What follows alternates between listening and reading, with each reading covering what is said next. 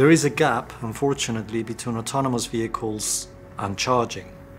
Autonomous vehicles will be electric, the majority of them, and they will need to be charged. If you have no autonomous charging solution, you cannot really call yourself autonomous. Being at the early stages of autonomous vehicles means that most of the players in the sector are concentrating on running those vehicles in our roads, and they're not so much thinking about charging those vehicles. But clearly a solution is required.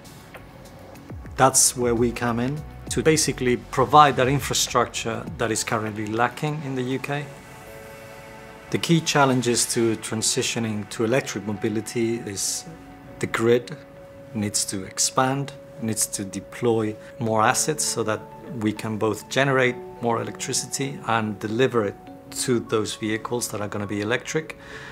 There needs to be charging infrastructure. That's another key challenge. It is estimated that about a half of UK residents cannot charge at home, therefore they will need to rely on public chargers.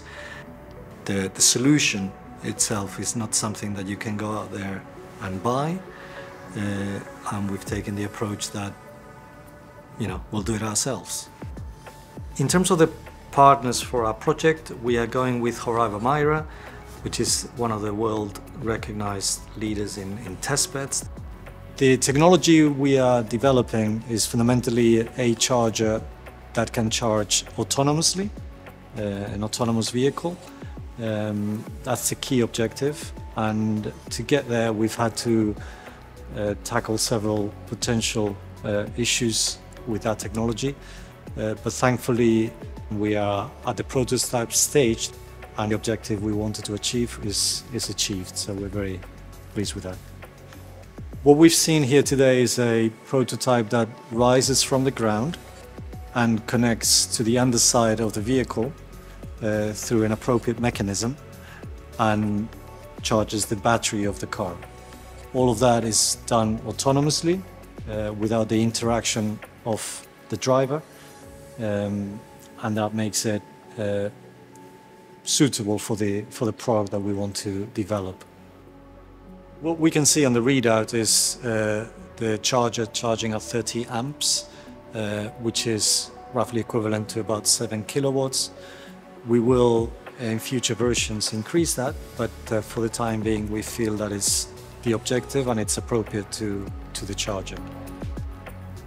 The Come Scale Up UK program is really quite unique because it brings together the relevant stakeholders all around the same table: investors, technology partners, industrial partners, commercial partners, etc.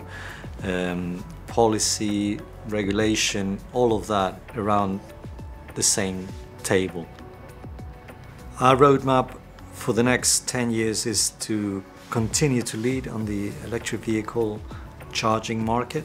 There is a lot of work to be done. We're just the initial stages of deploying all of that infrastructure that is required to charge electric vehicles. And over the next 10 years, we're just about going to start to deliver the necessary infrastructure. So that's a huge challenge in and by itself. In addition to that, vehicle autonomy will arrive and will be part of our transport landscape, and therefore autonomous charging will certainly be part of that offering, part of our suite of services over the next 5 to 10 years. Now, this can also be done without a fully autonomous vehicle.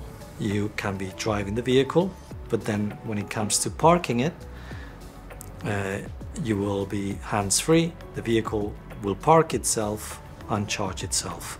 I think we can deliver that part of vehicle autonomy much earlier than the whole service of autonomy. So we're very excited about being a protagonist in that transition to electric mobility and vehicle autonomy. This transition will not happen unless we have the right people in the private sector and the public sector working together to deliver that vision.